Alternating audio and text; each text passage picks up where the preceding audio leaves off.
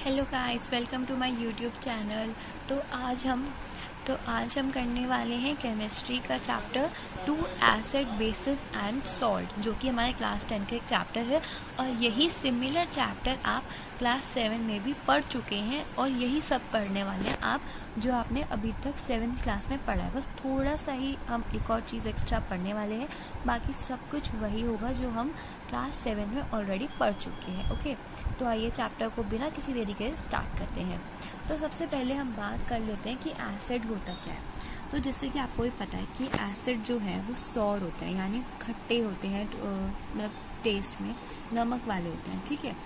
And इनका colour, अब ये जो कलर जो ब्लू से रेड में चेंज होता है, वो कलर हम लिटमस पेपर की बात करते हैं। मतलब जो हमारा लिटमस पेपर, जो कि हमारा क्या है, एक नेचुरल इंडिकेटर है, उसमें कलर जो है हमारी एसिड का वो ब्लू टू रेड चेंज हो जाता है। और जो बेसिस है वो टेस्ट में बिटर यानी कड़वे होते हैं। और जो कलर है लिटमस पेपर का, जो कि एक इंडिकेटर है, वो रेड टू ब्लू हो जाता है।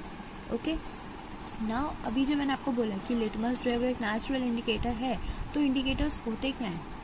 What are the indicator? Indicator जो है वो ये बताते हैं कि एसिड और बेस इस सॉल्यूशन में है या नहीं, या इसमें एसिड है या बेस है, क्या है सॉल्यूशन में। ओके, अब जो इंडिकेटर हैं वो ये 3 टाइप के होते हैं। एक होता है नेचुरल, एक होता है सिंथेटिक और एक होता है ऑल्फैक्टरी। जो नेचुरल होता है वो होते हैं जो हम नेचर से एक्सट्रैक्ट करते हैं, लाइक लिटमस और टर्मरिक। अब जो लिटमस है ना, ये हमने एक्सट्रैक्ट कहाँ से किया है? एक लिचन, जो कि एक प्लांट होता है, उसमें से हम लिटमस पेपर बनाते हैं। और जो टर्मरिक है वो भी एक नेचुरल ही है ना।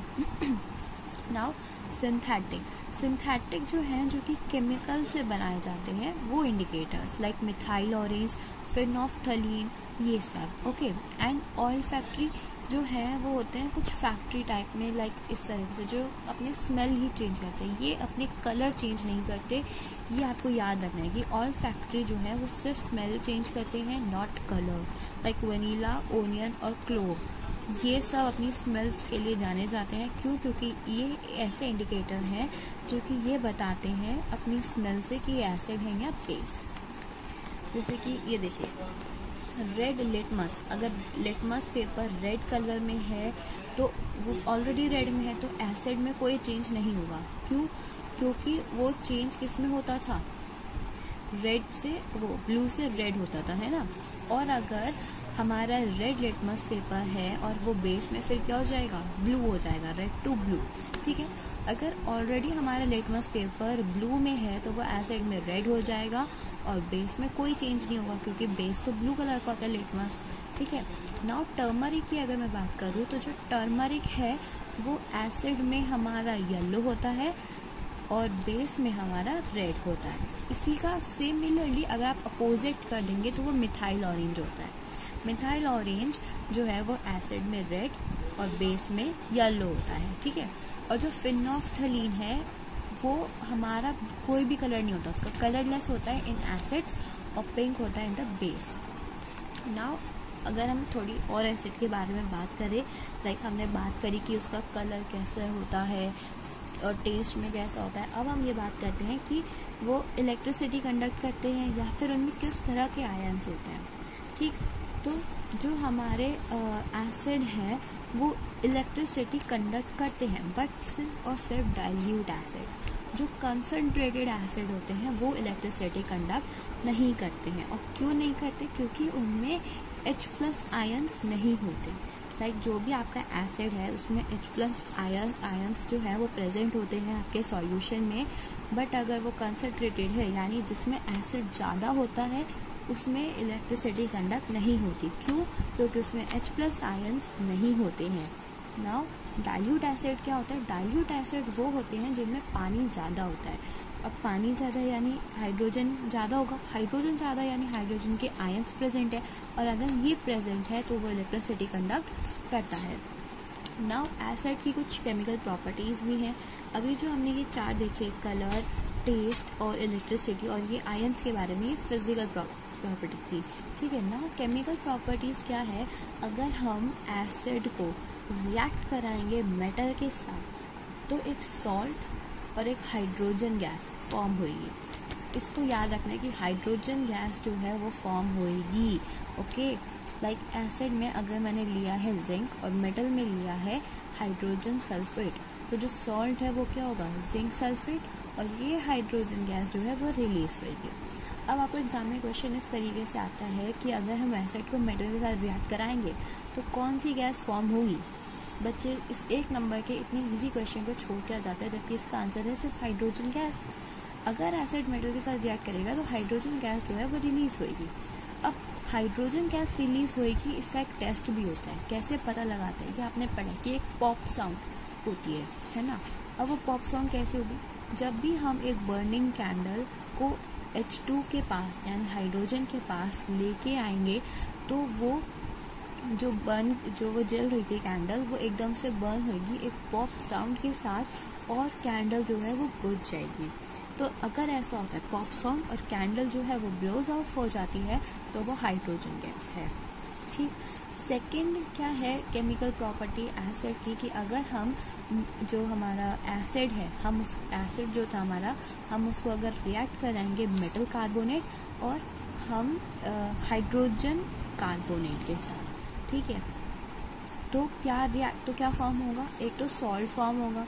देखिए मेटल और एसिड जब हो रहा था तो सॉल्ट और H2, तो यहाँ मेटल और एसिड तो है ना, यानी सॉल्ट और H2 तो होगा, बट इस बार H2 होगा यानी वाटर होगा, क्योंकि कार्बोनेट ऐड हुआ है और हाइड्रोजन कार्बोनेट भी है।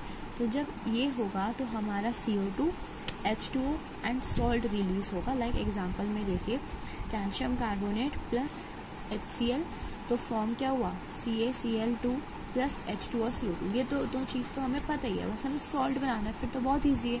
ClO और ClO इन दोनों को जोड़ दो और हमारा सॉल्ट फॉर्म हो जाएगा। ठीक, अब जैसे हमने देखा कि एक टेस्ट था हाइड्रोजन गैस के लिए, तो यहाँ पे जब CO2 रिलीज हो रही है तो उसके लिए भी एक टेस्ट होगा, आइए वो देखते हैं। हाँ जी, तो उसका टेस्ट क्या है कि जब भी हम CO2 गैस को पास करेंगे एक लाइम वाटर से, लाइम वाटर क्या होता था हमारा CaOH2 से, CO2 को जब हम इसके साथ पास कराएंगे तो ये मिल्की हो जाएगा और क्या फॉर्म होगा, हमारा कैल्शियम कार्बोनेट, जो कि पर्सिपिटेट होगा।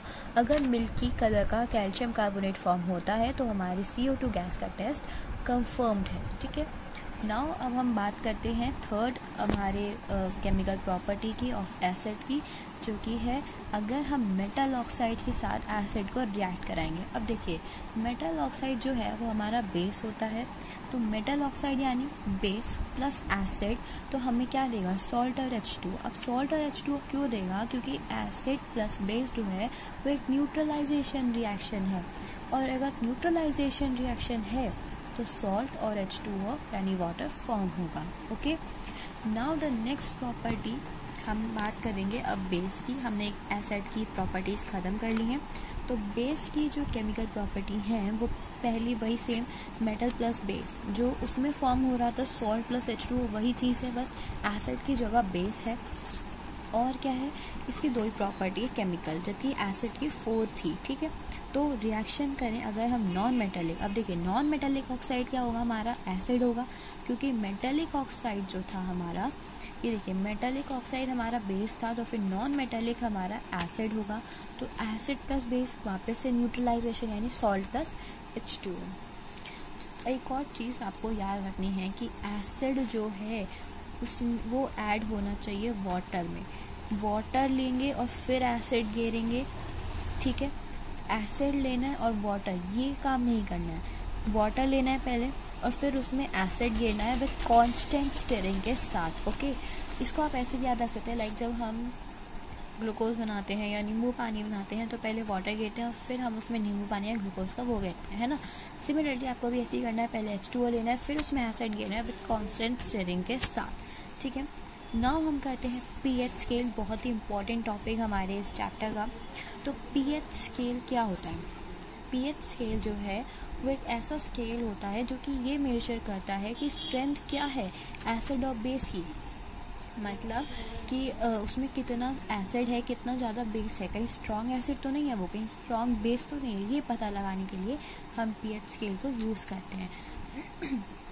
लाइक अगर हमारा pH जो है वो 0 और 7 के बीच में है तो वो एसिडिक है, अब अगर हमारा 1 है तो वो बहुत ही ज़्यादा स्ट्रॉन्ग एसिडिक है, ठीक है, और अगर वो 6 है तो वो हमारा बेस एसिड तो है but less acid, weak acid है, ठीक। और अगर वो 7 से 14 के बीच में है तो वो हमारा बेसिक है। अब लाइक अगर मैं 8 लूँ तो वो हमारा वीक बेसिक होगा, क्योंकि वहाँ से एसिड जो है वो वीक होता जा रहा है ना, तो इसलिए पहले वीक बेसिक, और जो 14 है वो हमारा एकदम स्ट्रॉन्ग बेसिक होगा। और अगर जो 7 है तो वो न्यूट्रल है, ठीक। हमारा ब्लड जो है वो 7 से 7.8 के बीच में ही वर्क कर, 7.4 है तो एक तरह से वो न्यूट्रल होता है, like water also is neutral, ठीक है। अब हम करने वाले हैं importance of pH in everyday life, कहाँ कहाँ इम्पोर्टेंट होता है पीएच, ठीक है। ये आपको बुक से पूरा रट्टा मारने वाला ही पार्ट है, बट फिर भी मैं आपको भी समझाती हूँ, जस्ट वेट अ मिनट। तो देखिए, प्लांट्स और एनिमल्स जो हैं उनका पीएच बहुत ही ज़्यादा सेंसिटिव होता है। लाइक लिविंग ऑर्गेनिज्म जो है वो सर्वाइव कर सकते हैं सिर्फ एक नैरो रेंज पे ही पीएच के। जो हमारा पीएच है रेन वाटर का, अगर वो 5.6 से नीचे गिर जाता है तो वह एसिड रेन बन जाती है, और फिर वही एसिड रेन जो है जब वो रिवर्स में या फिर क्रॉप्स में जब फ्लो करेगी तो सारा एक्वेटिक लाइफ और जो लोगों की लाइफ है वो बहुत डिफिकल्ट हो जाएगी, ठीक है। और जो हमारा बॉडी का पीएच होता है वो नॉर्मली 7.0 टू 7.8 होता है, ठीक है। जो पीएच होता है हमारे डाइजेस्टिव सिस्टम में, वो देखिए बहुत इंपॉर्टेंट है ये वाली चीज़ समझना। जो HCl है वो हमारे स्टमक में होता है, आप सबको पता है, ठीक है, जिसकी वजह से डाइजेशन जो है वो इजीली हो पाता है। और जब इनडाइजेशन हमारे स्टमक में HCl रिलीज़ करेगा, यानी बहुत सारा एसिड रिलीज़ हो जाता है, तो जब बहुत सारा एसिड कभी कभी रिलीज़ हो जाता है ना ज़्यादा खाने से, तो बहुत सारा पेन और इरिटेशन हमारी बॉडी में होने लगता है, जिसकी वजह से हमें, अब ये ज़्यादा एसिड हो गया तो हमें एक बेस लेना पड़ता है जिसका नाम होता है माइल्ड बेस। हम लेते हैं मिल्क ऑफ मैग्नीशिया। ये एक तरह से मेडिसिन की तरह यूज़ होता है, और ये एंटासिड भी है जो कि एसिडिटी को अगर हो जाती है तो उस पर इफेक्ट करता है, ठीक है। नाउ बात करते हैं हम टूथ डिके की। टूथ डिके क्या होता है उससे पहले हम समझेंगे टूथ इनेमल क्या होता है। टूथ इनेमल जो है वो एक कैल्शियम फॉस्फेट से बना होता है, और ये हमारी बॉडी का सबसे हार्डेस्ट सब्सटेंस होता है। अगर पीएच हमारे माउथ का डिक्रीज हो जाता है 5.5, तो यानी वो बहुत ज़्यादा एसिडिक हो रहा है। अगर वो एसिडिक हो रहा है तो वहीं से हमारा टूथ डिके स्टार्ट हो जाता है, और बैक्टीरिया जो है हमारे माउथ में प्रेजेंट होने लगते हैं और वो डिग्रेड कर देते हैं शुगर को, और हमारे जो टीथ हैं उस पर येलो कलर की लेयर चढ़ जाती है, ठीक। और उसके बाद हमारा जो माउथ है उसमें एसिड हो जाता है, तो उसको प्रिवेंट करने के लिए हमें लेना पड़ता है एक बेस, जो कि हम टूथपेस्ट, नॉर्मली हम यही यूज़ करते हैं सभी, तो है ना। तो टूथपेस्ट हम इसलिए यूज़ करते हैं ताकि जो बैक्टीरिया रात के हमारे मुंह में प्रेजेंट होते हैं वो बेसिक से जाके बेसिक जो टूथपेस्ट है अगर हम उसे यूज़ करें तो वो न्यूट्रलाइज कर दे उसके इफेक्ट को, ठीक है। नाउ जो एनिमल्स हैं लाइक हनी बी, आंट, वो जब इंजेक्ट कर देती हैं हमारे स्किन पे बैठ के हमें एक बाइट कर लेती हैं, तो वो एक एसिड इंजेक्ट करती हैं जिसका नाम होता है मेथेनोइक एसिड, ठीक है। वो मेथेनोइक एसिड जो है वो पेन और इरिटेशन कॉज करता है, तो उसको अगर अब हमें एसिड रिलीज किया है तो हम उस पर एक बेकिंग सोडा यानी एक माइल्ड बेस लगा सकते हैं, जिसकी वजह से जो भी हमारा एसिड था वो न्यूट्रलाइज हो जाएगा और सारा एसिड खत्म हो जाएगा, पेन इरिटेशन भी नहीं होगा। अब हम करते हैं अपने नेक्स्ट टॉपिक जिसका नाम है सॉल्ट। तो जो सॉल्ट है वो फॉर्म्ड होता है एक न्यूट्रलाइजेशन रिएक्शन से, और न्यूट्रलाइजेशन रिएक्शन का जब एसिड और बेस मिलते हैं तो एसिड और बेस में हम ले सकते हैं एक NaOH और एक HCl। जब ये दोनों एक साथ रिएक्ट करते हैं तो जो हमारा कॉमन सोल्ट है यानी सोडियम क्लोराइड NaCl वो फॉर्म्ड होता है और H2O, ठीक। तो आपको एग्जाम में पूछा जा सकता है कि सॉल्ट कैसे फॉर्म होता है बाय न्यूट्रलाइजेशन रिएक्शन, और फिर उसको फॉर्म करके भी दिखाना है, like NaOH plus HCl give करेगा NaCl plus H2O, okay. Now अब हम अपना जो हमारा फर्स्ट सॉल्ट हमें बुक में दे रखा है डेट इज सोडियम हाइड्रोक्साइड, हम वो करते हैं। जो सोडियम हाइड्रोक्साइड है हम उसको एक क्लोर एल्कली प्रोसेस भी बोलते हैं। ऐसा क्यों? क्योंकि इसमें हमारा क्लोर यानी क्लोरीन और एल्कली यानी वाटर यानी हाइड्रोजन टाइप जो H2O या से हाइड्रोजन भी फॉर्म्ड होता है, तो इसलिए chlor alkali process. Now sodium hydroxide क्या होता है, NaOH।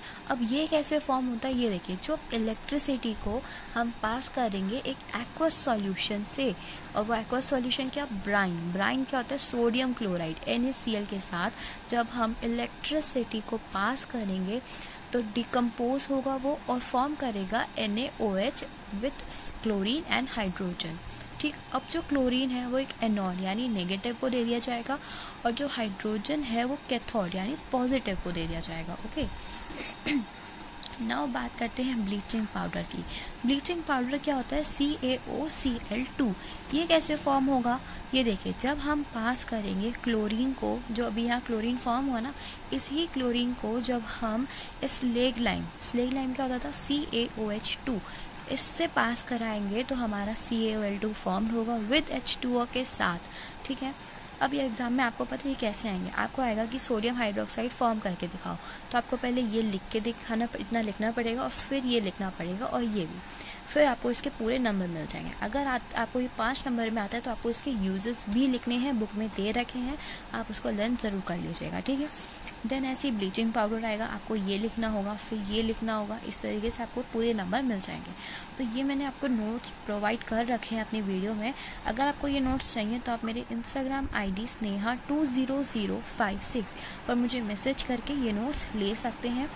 ओके, और ये नोट्स आपके लिए बहुत हेल्पफुल होंगे, क्योंकि ये नोट्स मैंने इस तरीके से बना रखे हैं कि एग्ज़ाम में आपको बहुत ही ज़्यादा ईजी रहेगा पढ़ने से, टाइम भी बचेगा। ओके, तो हम एक सेकेंड, हाँ, अब हमने ये देख लिया कि ब्लीचिंग पाउडर फॉर्म कैसे होगा। अब इसके यूजेस देख लेते हैं। ब्लीचिंग पाउडर जो है वो कॉटन टेक्सटाइल को ब्लीचिंग करने के लिए है ना, और जो वॉश्ड क्लोथ्स होते हैं उनको ब्लीच करने के लिए काम आते हैं, एंड जो ड्रिंकिंग वाटर है उसको डिसइंफेक्ट करने के लिए यानी उसको फ्री ऑफ जर्म्स बनाने के लिए भी हम इस ब्लीचिंग पाउडर को यूज़ करते हैं।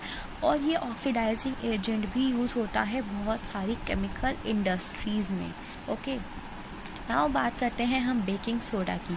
जो बेकिंग सोडा है वो फॉर्म कैसे होता है, पहले इसकी फॉर्म देख लीजिए, सोडियम हाइड्रोजन कार्बोनेट NaHCO3। ठीक है, अब ये फॉर्म कैसे होगा, ये देखिए, जो हमने यहाँ पे ये हमारा कॉमन सॉल्ट NaCl था, यही हमने लिया है। ठीक है, कहाँ गया, 1 मिनट, ये रहा, NaCl लिया, CO2 लिया, H2O लिया और NH3 लिया, अमोनिया। ठीक है, इन सबको रिएक्ट कराने के बाद हमारा फॉर्म होगा NH4Cl और NaHCO3। ठीक है, अब ये जो NaCO3 फॉर्म हुआ ना, अगर मैं इसको किसी मेटल के साथ हीट करूंगी तो CO2, H2O और एक सोडियम सॉल्ट जो है एक एसिड का वो फॉर्म होगा।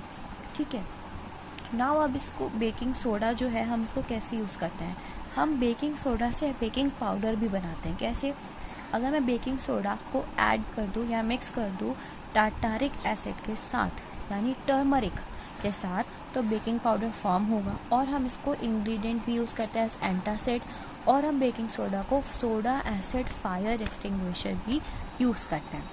ठीक, एक और चीज़, अगर हम बेकिंग पाउडर को हीट करते हैं तब ये फॉर्म होना था, अगर हम इस सोडा को हीट करते हैं तो Na2CO3, H2O और CO2 फॉर्म होता है। ठीक है, इस बेकिंग सोडा को तो आप ज़रूर अच्छे से याद कर लीजिएगा, और ये हमारा सोडियम हाइड्रोक्साइड को, क्योंकि ये दो चीज़ तो ज़रूर आती हैं एग्ज़ाम्स में। ठीक है, जब मैंने पेपर दिया था तब भी मेरे बेकिंग सोडा और सोडियम हाइड्रोक्साइड आए थे इन प्री बोर्ड ऑल्सो। ठीक है, नाउ हम करते हैं वॉशिंग सोडा। वॉशिंग सोडा क्या होता है, Na2CO3.10H2O।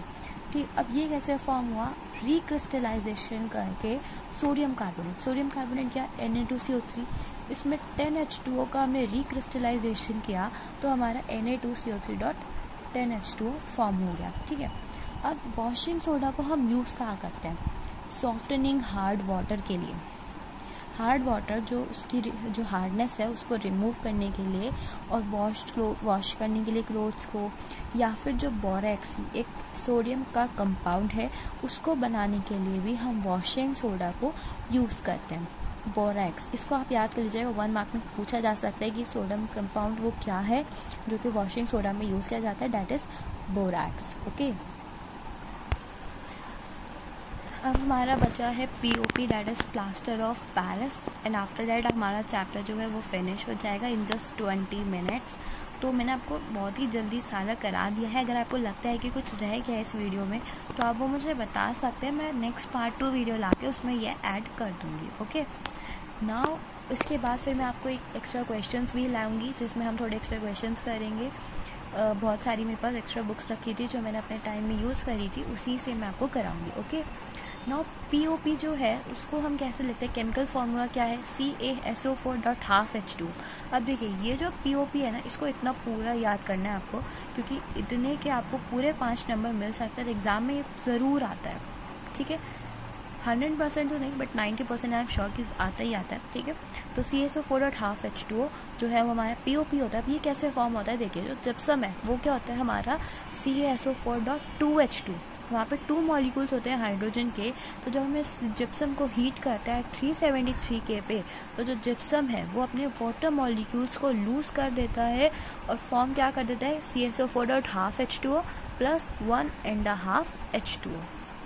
ठीक, अगर हम अब POP लें और हम उसको इस हाफ H2O से मिक्स कर दें विद वाटर के साथ, जैसे आपने देखा होगा कि लोग क्या करते हैं, वाटर POP लेते हैं उसमें वाटर, मेनली तो लोग क्या करते हैं जिप्सम लेते हैं उसको हीट करते हैं और फिर हमारा POP बनाते हैं। बट कुछ ये भी करते हैं कि POP लिया और वाटर मिक्स कर दिया तो वो जिप्सम फॉर्म कर देता है और वो एक हार्ड सा बन जाता है। ठीक है, नाउ POP यूजेस कहाँ करते हैं, अब आपको पता है कि डॉक्टर जो है उसे प्लास्टर यूज़ करते हैं फ्रैक्चर्ड बोन्स के लिए, है ना, और इसको हम टॉयज़ बनाने के लिए भी यूज़ करते हैं, कभी कभी डेकोरेशन करने के लिए मटेरियल्स के लिए, और या फिर स्मूथ सरफेस को बनाने के लिए भी हम POP को यूज़ करते हैं। ओके, तो गाइस हमारा चैप्टर यहाँ फिनिश हो गया। अगर आपको कोई भी डाउट हो please let me know in the comment section, and if you want this notes then please message me on my Instagram ID sneha20056। Okay, bye bye, and please do like, share and subscribe on my YouTube channel.